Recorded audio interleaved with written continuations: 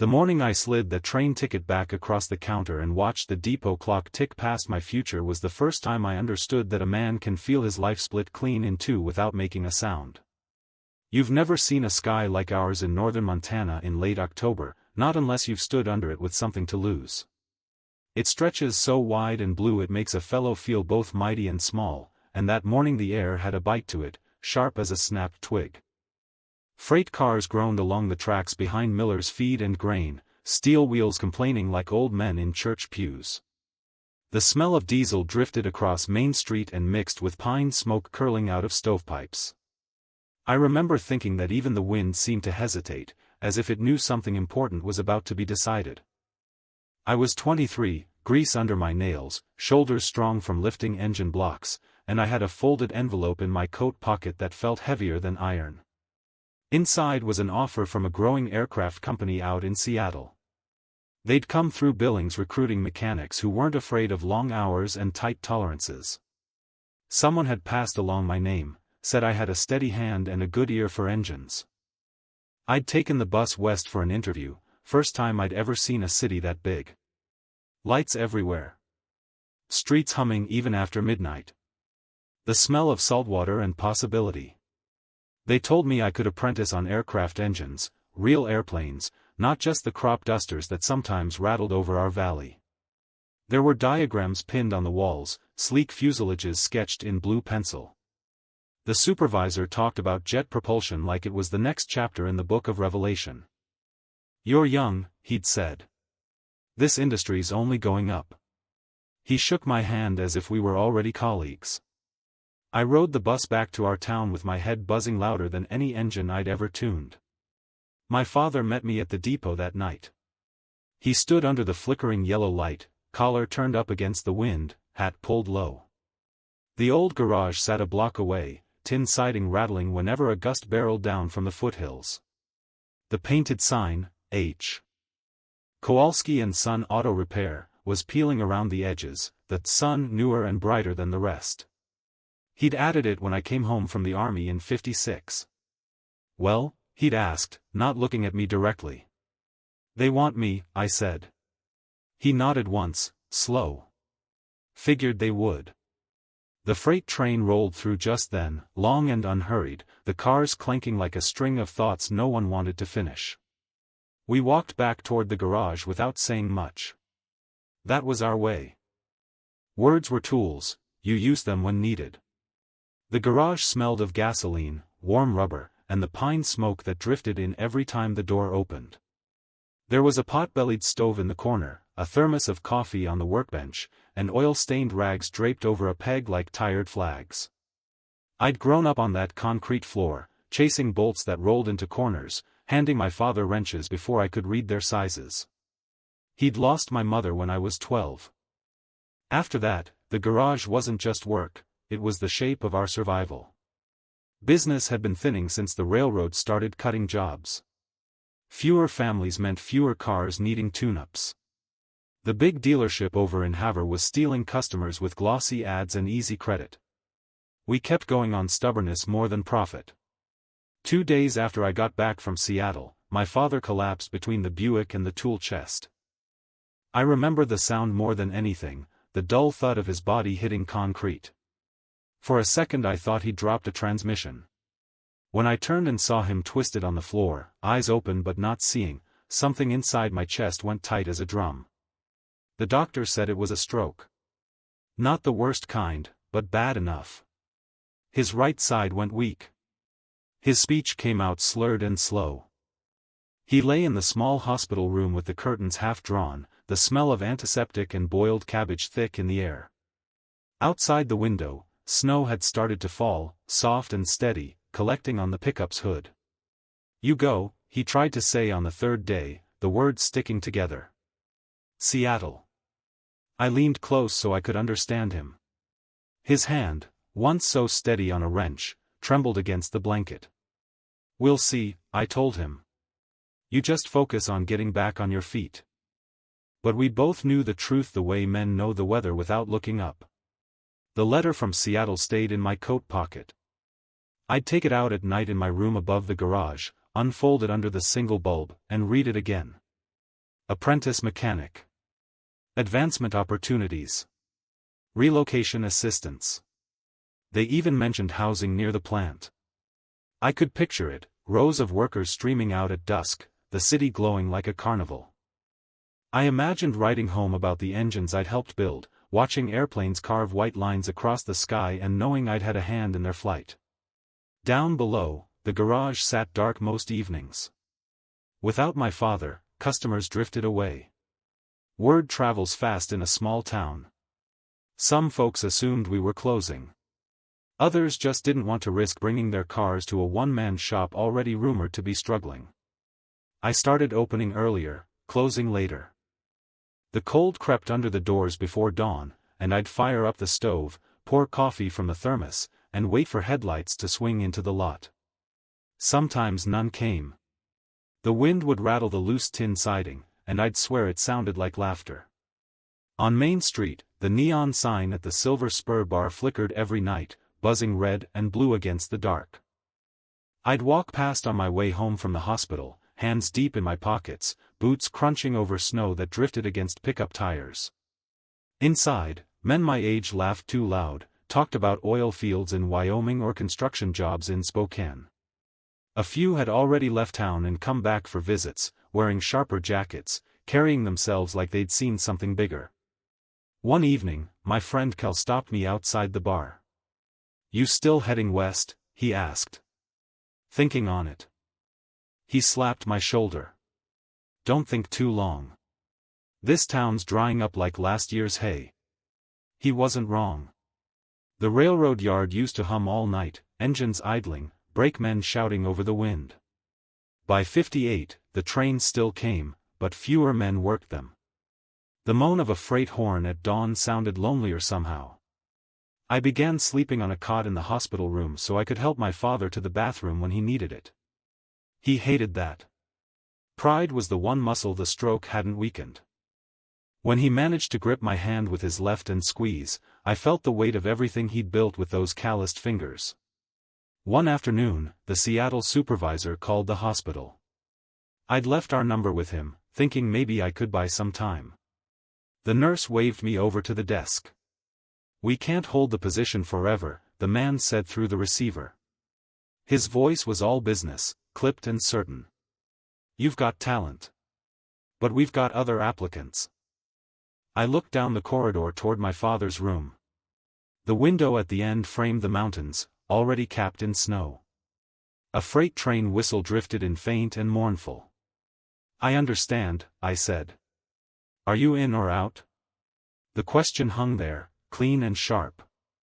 I could almost see the two roads stretching away from me, one paved and bright, the other rutted and familiar. "Can I have until Friday?" I asked. "Friday," he agreed. "After that, we move on." Friday came gray and brittle. The wind carried the smell of coal smoke from the yard and sent dry leaves skittering along the depot platform. I walked there alone, the ticket in my pocket this time instead of the letter. I'd bought it 2 days earlier, just in case courage showed up. The depot clock ticked above the counter, each second a small hammer. Mrs. Adler, who'd known me since I was knee-high, stood behind the glass. "You traveling?" she asked gently. "Maybe," I said. Through the window I could see the tracks stretching west, shining faint under the thin sun. Somewhere beyond them lay Seattle, aircraft hangars, city lights, a different version of my name spoken in rooms that smelled of metal and ambition. Behind me, our town sat low and stubborn against the prairie. The garage with its peeling sign.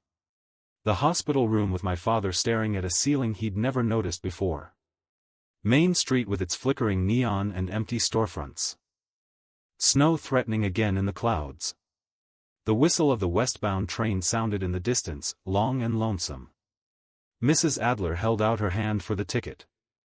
I felt the paper between my fingers, warm from my coat pocket, edges already soft from being unfolded and refolded.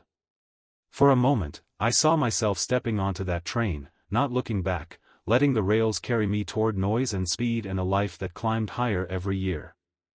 Instead, I set the ticket on the counter and pushed it back toward her. "Something came up," I said, my voice steadier than I felt. She studied my face for a second, then nodded once and slid the ticket into a drawer without another word. The train roared through the station minutes later, wind whipping my coat, grit stinging my eyes. I stood on the platform and watched it thunder past, each car clattering like a door slamming shut. When the last red light disappeared around the bend, the silence that followed felt bigger than the sky.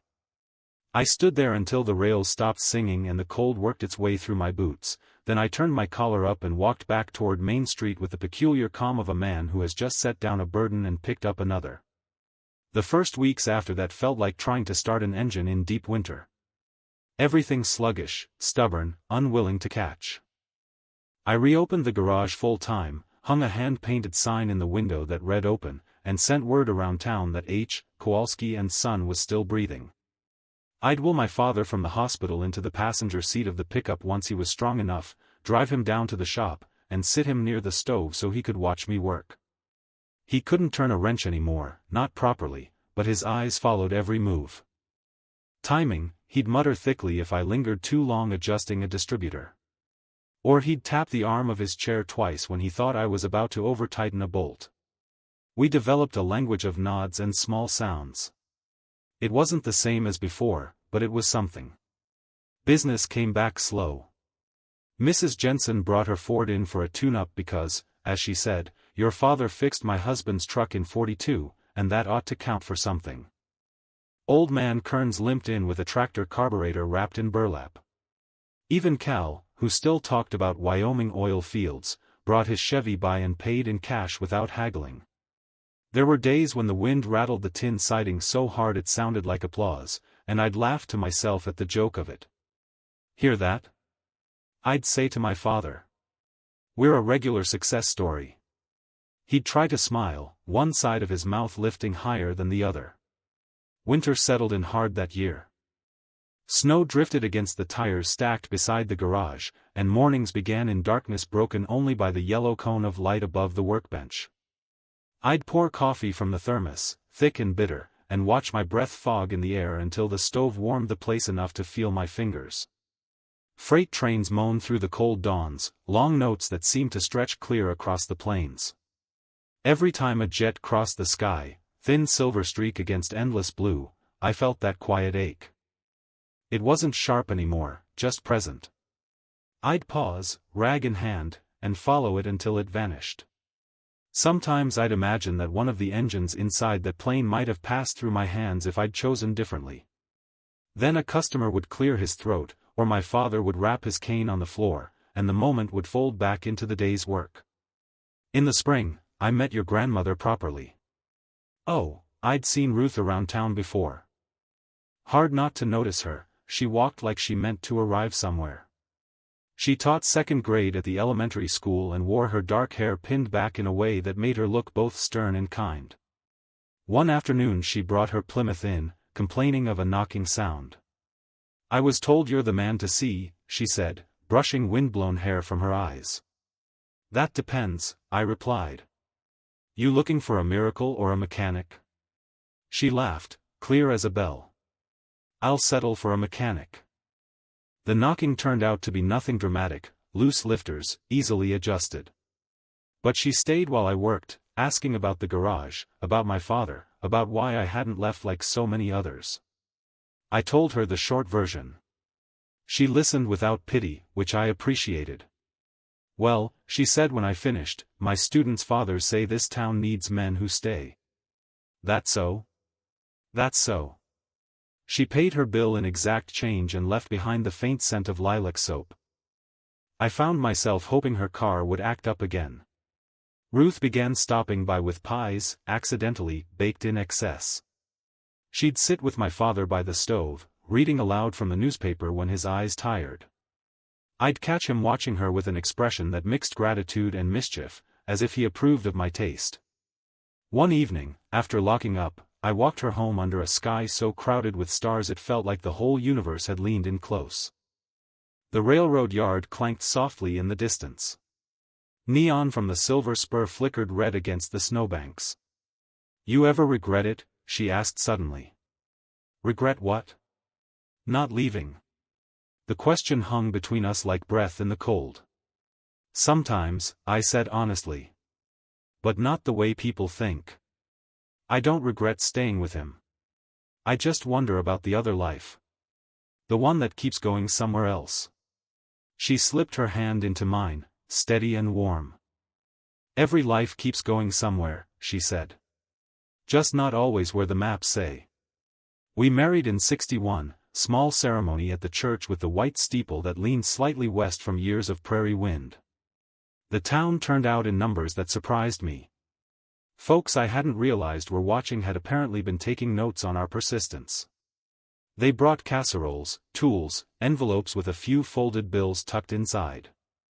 Even the new manager of the dealership shook my hand and said, "Glad you stuck it out." The garage slowly steadied. I modernized where I could, new diagnostic equipment, brighter lights. I repainted the sign, keeping my father's name prominent even after he passed in '64. On quiet afternoons, I'd catch myself talking to him as if he were still in the chair by the stove. "You see that?" I'd say, holding up a part I'd figured out how to fix cheaper than replacing. "Still got it." When our first child was born, your mother, I carried her into the garage one Saturday morning wrapped in a wool blanket. The place smelled of gasoline and pine smoke, same as always. I stood her tiny self on the workbench for a moment, supporting her with both hands. 3 generations, I murmured. Not bad for a peeling sign. The town never grew into what some of us once imagined. The railroad shrank further. A few storefronts stayed empty longer than they should have. But it didn't disappear either. It endured. So did we. There were still nights when I'd step outside after closing and hear a jet carving across the dark, invisible except for blinking lights. I'd watch it until my neck ached. In those moments, the what if would rise gentle as steam from a cup of coffee. I'd picture the alternate version of myself walking factory floors, maybe rising through the ranks, maybe moving to another city, then another. But then I'd hear Ruth calling from the porch, or one of the kids laughing inside, or I'd glance at the garage windows glowing gold against the snow. And I'd understand that my life had not stalled, it had simply rooted. Years later, when folks introduced me as the man who kept the garage alive, I'd shrug it off. It didn't feel heroic. It felt necessary. Staying wasn't a grand gesture. It was a series of small decisions made day after day, opening the door before dawn, balancing the books at the kitchen table, holding my father's weakened hand, choosing to fix instead of replace. Now, when I sit by this wood stove and the wind brushes the plains the way it always has, I can still hear that westbound train in my memory, thundering past while I stood on the platform. I can still see the red light fading around the bend. But I also see the years that followed, the grease under my fingernails, your grandmother's lilac perfume mingling with motor oil, children's drawings taped to a tool cabinet, my father's name steady above the door long after he was gone. Sometimes staying put requires a different kind of departure. You leave behind applause you might have earned elsewhere. You let certain dreams fly without you. And in their place, you build something that doesn't travel far but runs deep. When a jet crosses the big Montana sky now, I watch it with fondness instead of ache. I tip my hat, just slightly, to the life that might have been. Then I turn back toward the garage, toward the worn workbench, the familiar scent of gasoline and pine smoke, the place where my footprints have layered year upon year, and I know that the horizon I chose was vast enough after all.